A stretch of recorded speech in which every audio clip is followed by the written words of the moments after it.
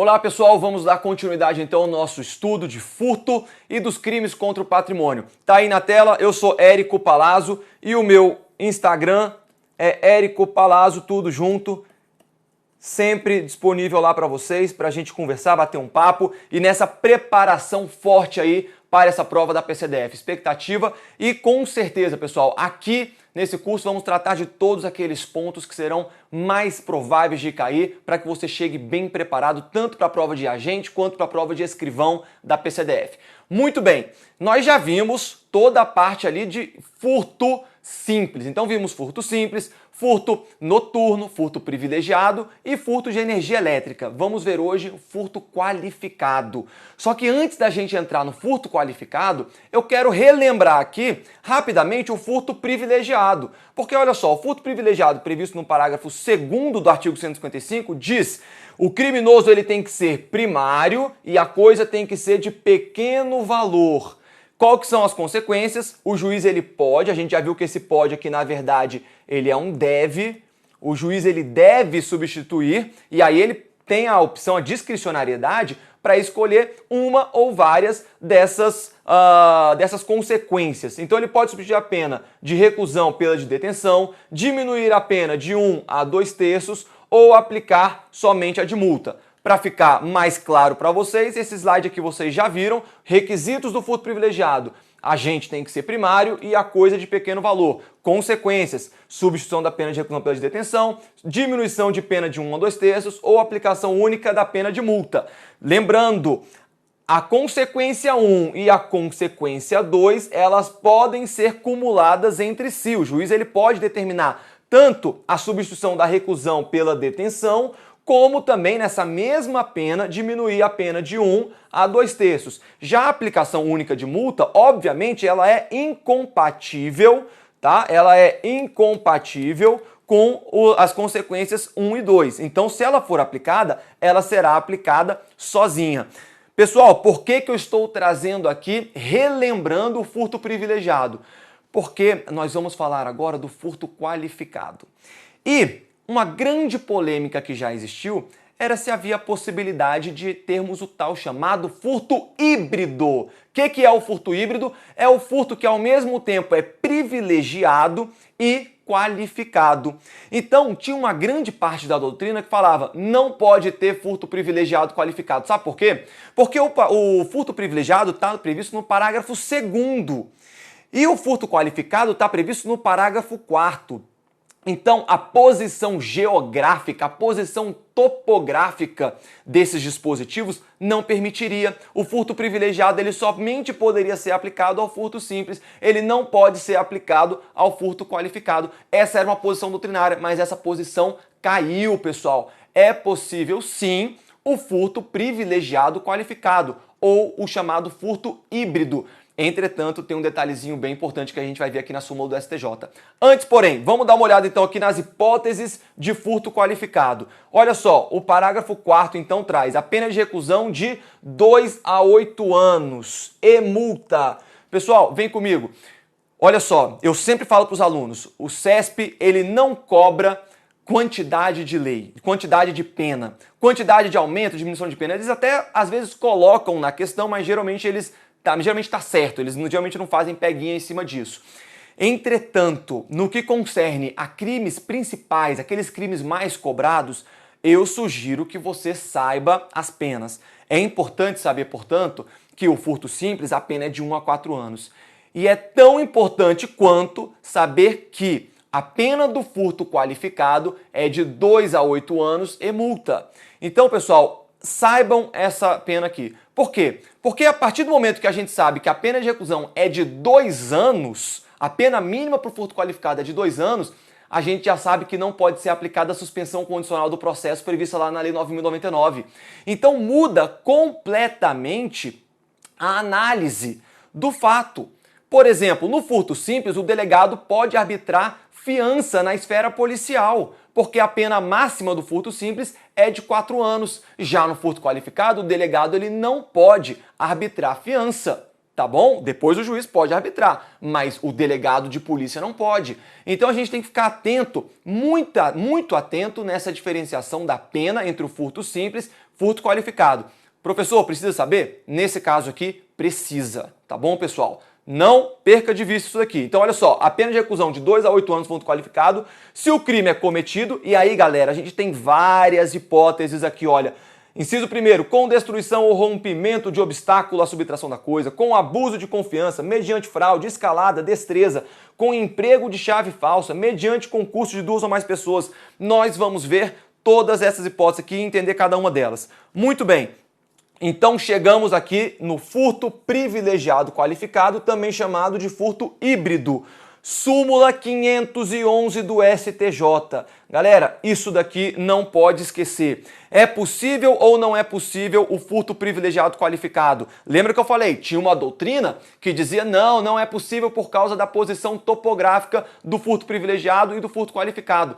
O STJ desconsiderou essa doutrina e disse, é possível, mas tem um detalhe, olha aqui, é possível o reconhecimento do privilégio previsto no parágrafo 2º do artigo 155 do Código Penal nos casos de furto qualificado. Então, é possível se, olha o detalhezinho, estiverem presentes a primariedade do agente, óbvio, porque esse aqui é um dos requisitos do furto privilegiado, o pequeno valor da coisa, óbvio também, porque é um dos requisitos do furto privilegiado, aqui que está o detalhezinho, e a qualificadora for de ordem objetiva.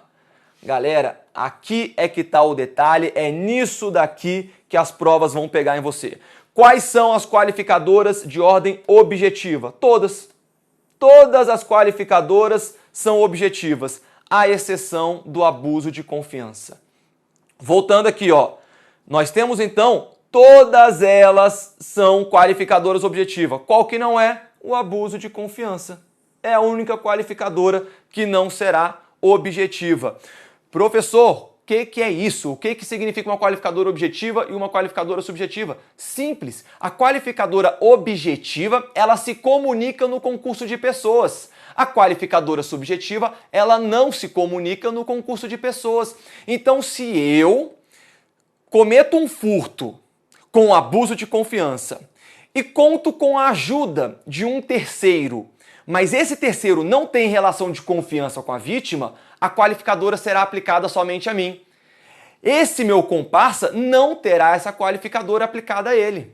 Quer ver uma outra hipótese? Vamos agora praticar um furto com uma qualificadora objetiva. Vamos falar que é um furto com emprego de chave falsa. Eu e um comparsa, a gente vai a um local, usa de uma chave falsa, né? E simplesmente consegue abrir a porta de uma residência para entrar e cometer aquele furto. Ainda que somente eu tenha usado a chave, como nós cometemos esse furto em conluio de pessoas, ele também vai responder pela qualificadora. Por quê? Porque é uma qualificadora objetiva. Ela se comunica no concurso de pessoas. O abuso de confiança não. Somente a pessoa que traiu a confiança é que vai responder por essa qualificadora. Só isso, pessoal. Lembre-se disso. Essa é a diferença entre qualificadora objetiva e a qualificadora subjetiva no que concerne aqui ao furto. Beleza? Muito bem. Vamos mandar ver aqui na qualificadora, parágrafo 4º, inciso 1º. Então, uma das qualificadoras com destruição ou rompimento de obstáculo à subtração da coisa. O que é a destruição? É o dano total.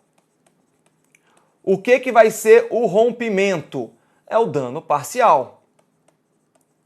Então, se houve dano total ou dano parcial para subtrair um objeto, estaremos diante dessa qualificadora. É uma qualificadora com natureza objetiva, como todas as demais qualificadoras do furto, à exceção do abuso de confiança.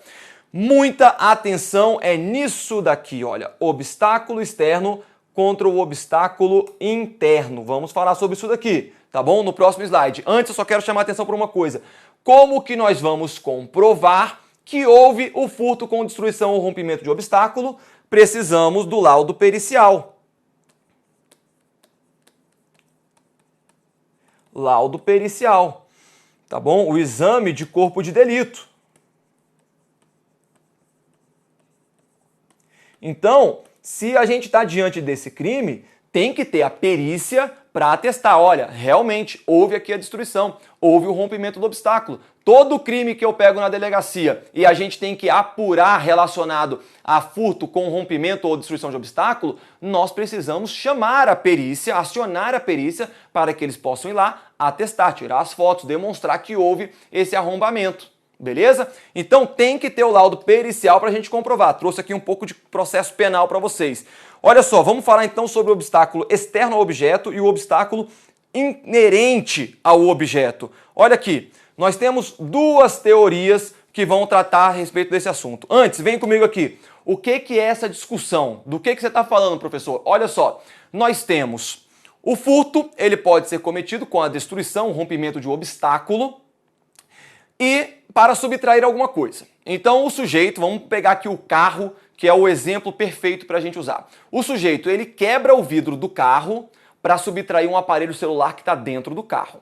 Ele destruiu um obstáculo? Destruiu. Para o quê? Para pegar um objeto que estava lá dentro.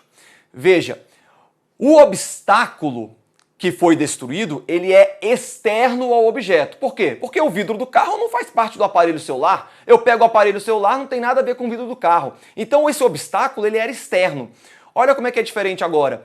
Eu quebro o vidro do carro, destruo o vidro do carro para entrar no carro e subtrair o próprio veículo. Opa! Aí, esse obstáculo que foi destruído, ele é inerente à própria res furtiva, ao próprio objeto que seria furtado.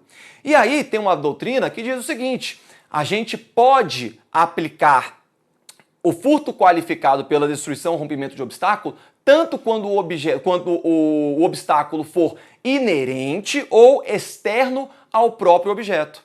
Vamos ver aqui qual que prevalece. Olha só, primeira corrente, o obstáculo deve ser externo ao objeto. Pessoal, foca nessa primeira aqui, tá bom? Por quê? Porque essa daqui é o posicionamento que vocês devem adotar aí na prova. É o posicionamento mais recente do STJ. A jurisprudência desse STJ firmou-se no sentido de que não incide a qualificadora prevista no artigo 155, parágrafo 4º, inciso 1º do Estatuto Repressivo, quando praticado arrombamento de veículo objetivando a sua própria subtração. Então, pessoal, a corrente que nós devemos adotar para as nossas provas é exatamente que se o sujeito destrói, rompe o obstáculo que é inerente ao objeto, não incidirá essa qualificadora. Se o sujeito quebra o vidro do carro para subtrair o próprio carro, não haverá essa qualificadora. Se o sujeito quebra um cofre para subtrair o próprio cofre, não há qualificadora. Mas se ele quebra o cofre, destrói lá o cofre para poder subtrair o dinheiro que está dentro do cofre, aí incide a qualificadora. Veja, é justo isso, professor? Não, eu não concordo muito com essa jurisprudência. De qualquer maneira, é essa que tem que ser adotada. Numa prova discursiva, entretanto, aí você precisa colocar os dois posicionamentos, tá bom? Qual que então que é a segunda corrente? O obstáculo pode ser externo ou inerente ao objeto. Quais são os argumentos? Primeiro, respeito ao princípio da proporcionalidade. Ué, se por acaso o sujeito vai responder pelo furto qualificado por ter subtraído, por ter rompido um obstáculo pertencente ao próprio externo ao objeto, por que não responder também quando é inerente? Tá bom? Então, respeito ao princípio da proporcionalidade. E segundo, não há limitação por parte da lei no sentido de que o obstáculo deve ser estranho ao objeto. Quem defende isso daqui parte da doutrina e tem alguns julgados esparsos do STJ e do STF que também estão de acordo com essa corrente, tá bom? Então, por isso que eu falei, numa prova subjetiva, discursiva, você tem que expor as duas. Numa prova objetiva, eu sugiro seguir a primeira corrente, que é mais recente e tem sido adotada. Professor, é injusto, eu também concordo. O sujeito quebra o vidro do carro para subtrair o carro, furto simples. O sujeito quebra o vidro do carro para subtrair o celular que está lá dentro, ou toca-fita, seja lá o que for, furto qualificado. Beleza? Muito bem, vamos mandar ver aí então para o segundo inciso, abuso de confiança mediante fraude, escalada ou destreza. Olha só, primeiro, abuso de confiança. Pessoal, o abuso de confiança tem que ter uma confiança especial depositada no agente, por isso que é um crime próprio. Esse crime ele não pode ser cometido por qualquer pessoa, não. Ele somente pode ser cometido por aquela pessoa que recebeu uma confiança especial. Tá bom? E olha aqui o detalhe, o aproveitamento da facilidade ou situação decorrente da confiança que lhe foi depositada. Professor, eu tenho um grande amigo, o cara é meu amigão, eu confio nele. De repente, esse amigo chega um dia na rua que seu carro está localizado, ele abre o seu carro e furta o seu veículo. Olha só, incide o abuso de confiança? Não. Sabe por que não? Porque esse furto desse veículo não incidiu nenhuma situação de confiança que você depositou nele. Ele simplesmente furtou o seu veículo. Ah, professor, mas eu confiava nele, ele era meu amigo. Tá bom, mas você não deu a ele nenhuma confiança específica à subtração do bem do seu veículo. É diferente. Você empresta para o seu amigo, você fala o seguinte, amigo, você vai ficar com a chave reserva do meu carro, porque você é meu brother. E o dia que eu precisar, que eu ficar na mão, que eu perder a minha chave, você vai levar essa chave reserva lá para mim. Poxa, então você confia no cara a ponto de você deu a chave do seu veículo para ele. O que ele faz em determinado dia? Entra lá na sua casa, vê o seu veículo e com a chave reserva que você tinha dado para ele, ele subtrai o seu carro. Houve abuso de confiança? Houve. Por quê? Porque ele se utilizou da confiança específica que foi depositada nele para subtrair aquele bem, tá bom? Então, abuso de confiança não é simplesmente porque eu confio na pessoa. Não, ela tem que se aproveitar, o agente precisa se aproveitar da confiança que lhe foi depositada para subtrair o bem, beleza? Circunstância subjetiva, como já falamos, essa daqui vai ser então a única circunstância subjetiva, tem que estar bem atento a isso, pessoal. Abuso de confiança. E o famulato, o que é o famulato? Palavrinha importante para a gente conhecer, viu? É quando o empregado furta bens do empregador. Professor, quando a gente tiver o famulato, a gente vai ter que incidir a qualificadora do abuso de confiança? Ou seja, quando um empregado subtrai bens do empregador, ele traiu a confiança? Depende. Então, muito cuidado, não é todo famulato que incide a qualificadora do abuso de confiança. Às vezes é uma empresa que tem 20 mil funcionários, um deles vai lá e subtrai um determinado bem da empresa. Houve aí houve famulato? Houve. Houve abuso de confiança? Não tinha sido depositada nenhuma confiança nele. Diferente, aquela empregada que trabalha na casa da patroa, tem a chave da casa para entrar e sair à vontade, foi depositada uma confiança tal nessa empregada doméstica que ela tem inclusive a chave da casa. Determinado dia, ela sabe que a família não está em casa, ela usa dessa chave, entra na casa e subtrai bens. Opa, aí incide o abuso de confiança. Então cuidado, o famulato pode incidir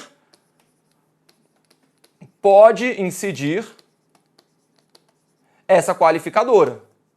Mas não deve incidir, vai ter situações que não incidirá, beleza, pessoal? Famulato aí, lembrem aí dessa palavrinha. Muito bem, mediante fraude, furto qualificado mediante fraude, é o artifício com a intenção de diminuir a vigilância da vítima sobre a coisa. Então, o furto mediante fraude é o uso de um artifício para que a vítima diminua a sua vigilância. Quer ver um exemplo de furto mediante fraude? A clonagem que tem sido feita de cartões de crédito, de cartão de débito, o agente ele clona o cartão e saca o dinheiro, ou então faz uma transação pela internet usando de um cartão clonado ou de informações que ele obteve fraudulentamente. Professor, isso não é estelionato, não? Não, pessoal. Sabe por que não é estelionato? Porque o estelionato, a vítima do estelionato, ela que entrega o bem ao autor. Ela que é enganada, tem a fraude também, ela é enganada e diante dessa enganação, diante da mentira, da fraude utilizada, ela dispõe do próprio bem. No furto mediante fraude, não. O agente subtrai o bem sem a concordância da vítima. Não há qualquer tipo de participação da vítima. Nesse caso do cartão de crédito, quem que está sendo fraudado? A instituição bancária. Por meio dos dados falsos, a instituição bancária é fraudada e o agente consegue fazer a transferência. Ah, professor, mas o dinheiro saiu da minha conta. É, mas você vai falar para o banco e o banco vai ter que te ressarcir. Quem vai ficar com prejuízo? O banco. Beleza? Então, pessoal, muito importante a gente entender a diferença entre furto qualificado mediante fraude e estelionato. Primeira diferença, a fraude no furto qualificado mediante fraude, a fraude vai ser uma qualificadora. No estelionato é uma elementar. Não existe um estelionato sem fraude. É elementar do crime. E a fraude no furto vai qualificar. mas existe furto sem ter fraude. Qual que é o verbo núcleo do tipo? No furto qualificado é subtrair, no estelionato é obter, porque o agente ele obtém a vantagem que foi dada pela vítima por causa da fraude que lhe foi empregada. Qual que é o objetivo da fraude no furto? Diminuir a vigilância da vítima. E no estelionato, colocar a vítima em erro. Pessoal, muita atenção então nessa diferença. E tem um detalhezinho. Test drive. O agente ele vai até a concessionária, preenche lá dados falsos, apresenta documentação falsa para poder fazer um test drive no carro. Aí ele é liberado, vai fazer o test drive, só que na verdade ele vaza com o carro. Ele levou o carro embora. Olha só, se a gente analisar essa situação friamente, nós vamos dizer que houve um estelionato. Por quê? Porque o agente usou da fraude e o carro lhe foi entregue. A chave foi entregue pela própria vítima. Falou, toma aqui, ó, pode ir, vai lá dirigir o veículo.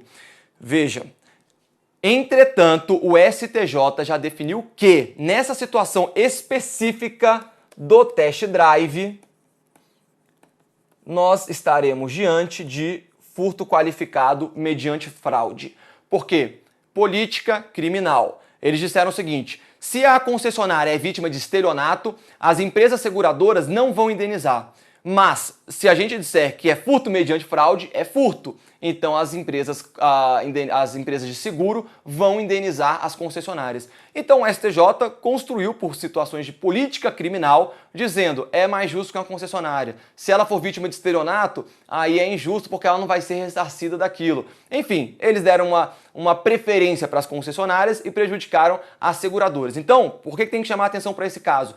Porque, em que pese estar configurado um estelionato na situação do test drive, qual que é a posição do STJ? Que se trata de um furto mediante fraude. Lembre-se disso na sua prova. Isso daqui cai e muito. Beleza?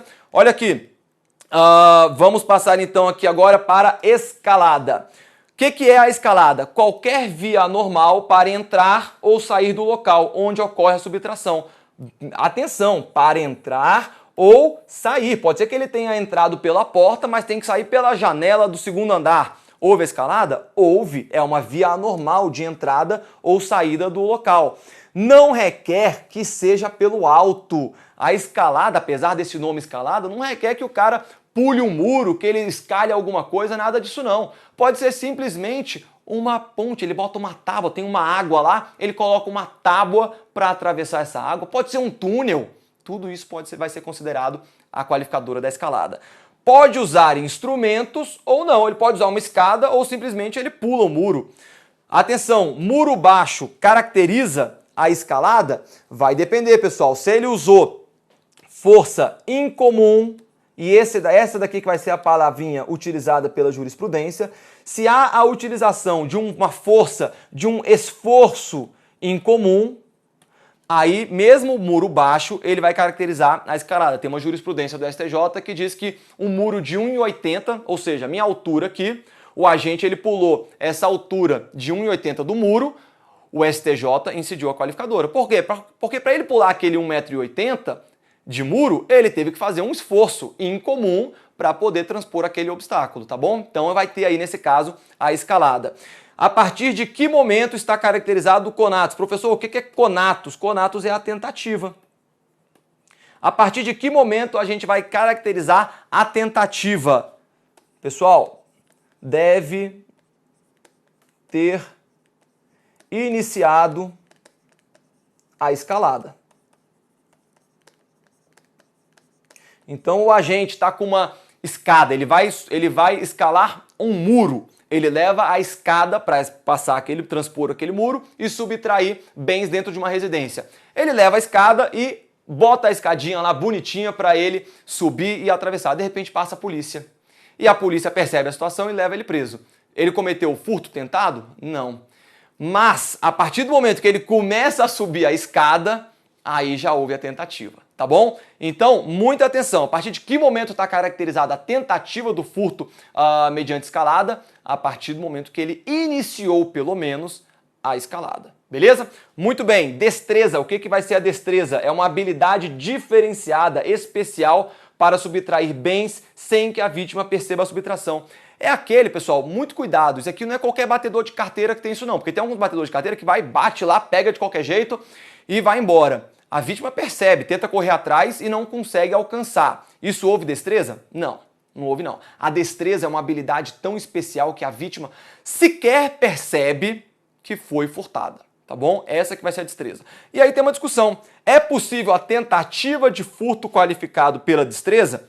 Vai depender. Se a vítima percebeu que seria furtada, a resposta é negativa. Logo, o agente não poderia ser preso em flagrante pela tentativa de furto qualificado pela destreza, mas sim pela tentativa de furto simples. Ou seja, a vítima está lá, paradinha. De repente vem um mala, pega, ele acha que tem destreza, né? Ele tenta subtrair a carteira da vítima, por exemplo, ou o aparelho celular que está dentro da bolsa, só que a vítima percebe. E o sujeito é preso. Pessoal, houve a tentativa de furto? Houve. Houve a tentativa de furto qualificado pela destreza? Não, porque a gente não pode incidir a destreza num sujeito que foi percebido pela vítima. Mostrou, portanto, que ele não tem aquela destreza. Então ele responde pelo furto simples, tentativa de furto simples. Beleza? Diferente é a situação se um terceiro percebeu que a vítima seria furtada e o impede. Aí é possível reconhecer a tentativa nessa qualificadora. A vítima agora, ela tá lá paradinha. Vem o mala subtrair, pegar lá com todo cuidado, com toda a destreza. Ela não percebe que está sendo furtada, mas tem um terceiro que vê e percebe que ela vai ser subtraída. O aparelho celular, a carteira, enfim, seja lá o que for. Aí sim a gente pode incidir a tentativa de furto qualificado pela destreza. Porque a vítima não percebeu, então quer dizer que ele tinha a destreza. Quem percebeu? Foi um terceiro que acabou vendo por acaso e procedeu à prisão aí do agente. Beleza? Atenção nessa diferenciação. E furto qualificado com emprego de chave falsa. Considera-se chave falsa qualquer instrumento que funcione no lugar da chave verdadeira. Pode ser qualquer coisa, pessoal, qualquer coisa. Se um papel consegue abrir uma porta para que haja uma subtração, aquele papel vai ser considerado uma chave falsa. É qualquer instrumento, qualquer objeto utilizado para abrir um recinto que não seja a chave verdadeira. Tá? Então, olha só, não precisa ter forma de chave.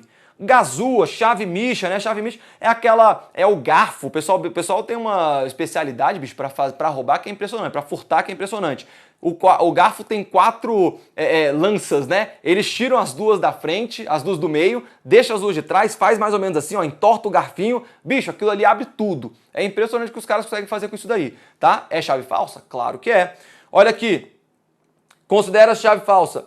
O chaveiro, sabe o chaveiro? Aquele que você vai quando você perde uma chave, não sei o quê, que fabrica cópia. Então, se o chaveiro, ele fabrica uma cópia, ou mesmo o agente, ele pede ao chaveiro para fabricar uma cópia para ele, incide a qualificadora da chave falsa. O que não é considerado chave falsa? Primeiro, a chave verdadeira, se tiver sido subtraída anteriormente. Tranquilo, pessoal? Por quê? Porque ela é a chave verdadeira. Ela foi subtraída antes para depois ser cometido o furto que o agente tinha intenção.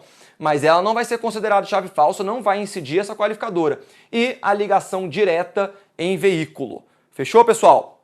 É possível a aplicação do princípio da significância na qualificadora com emprego de chave falsa? Sim, é possível, tá bom? A gente já falou do princípio da significância na aula passada, mas eu achei importante trazer aqui exatamente para a gente deixar bem claro que no que concerne ao furto qualificado com emprego de chave falsa, pode ser aplicado o princípio da insignificância. Muito bem. Furto qualificado, inciso 4º, mediante concurso de 2 ou mais pessoas. Pessoal, muita atenção a essa qualificadora. Essa qualificadora aqui, provavelmente, é a qualificadora mais cobrada em prova. Por quê? Porque a prova simplesmente vai falar que foram 2 agentes que cometeram um furto. E aí você fica procurando lá, poxa, não tem chave falsa, não tem destreza, não tem abuso de confiança, então é um furto simples. Não, é aí que a banca te pega. Olha aqui, o furto qualificado, o simples fato de um furto ser cometido por 2 ou mais pessoas vai incidir a qualificadora, beleza? Então, qualificadora mediante concurso de 2 ou mais pessoas. O que nós precisamos falar aqui, então, sobre esse concurso de 2 ou mais pessoas?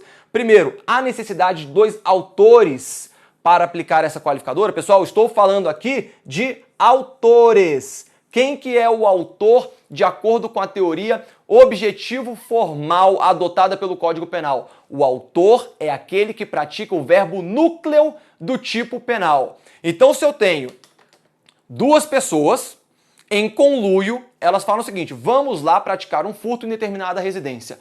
Um deles entra na residência para praticar o furto. O outro permanece do lado de fora, simplesmente olhando lá, fazendo a guarda, fazendo a campana para ver se estava tudo, se a barra estava limpa para quem estava lá dentro. Veja, quem entrou na casa? O agente A. Quem efetivamente subtraiu os bens que guarnecem a residência? O agente A. Quem que é o autor desse crime de furto? O agente A. Quem é o agente B? O agente B é o partícipe. Ele não praticou o verbo núcleo do tipo penal, ele não efetivamente subtraiu, mas ele participou do crime, fazendo a guarda ali para que o furto tivesse um proveito sem ter nenhum problema com polícia, outro, de repente, morador que chegaria na casa. Então, o agente A é autor, o agente B é partícipe. Nesse caso, incide a qualificadora pelo concurso de duas ou mais pessoas? Incide. Então, há necessidade de dois autores para aplicar essa qualificadora? Não. Por que não, professor? Porque quando a lei fala concurso de duas ou mais pessoas, a gente pode ter um autor e um partícipe. Beleza? E se for um maior de idade e o outro menor de idade, é possível aplicar a qualificadora do concurso de pessoas? Então a gente agora tem um furto praticado com um maior de idade em conluio com um menor de idade. A gente incide a qualificadora? Incide. Professor, mas o menor ele é inimputável. É verdade. O menor ele vai responder por ato análogo ao crime de furto qualificado pelo concurso de duas ou mais pessoas. E o maior de idade ele vai responder pelo furto qualificado pelo concurso de duas ou mais pessoas. E tem mais um detalhe. O maior de idade, então, ele responde pelo artigo 155, parágrafo 4º, inciso 4º, que é aqui o furto mediante concurso de mais pessoas, só que ele vai responder também pelo artigo 244-B do ECA, que é o crime de corrupção de menores. O fato dele ter praticado um crime com um menor de idades, ele vai responder não só pelo furto qualificado pelo concurso de duas ou mais pessoas, mas também pela corrupção de menores, tá bom? E o menor de idade somente por ato análogo ao crime de furto qualificado pelo concurso de duas ou mais pessoas. Beleza, pessoal? Essas aqui são as qualificadoras e aí na próxima aula nós continuamos aí vendo os demais parágrafos do artigo 155. Até lá!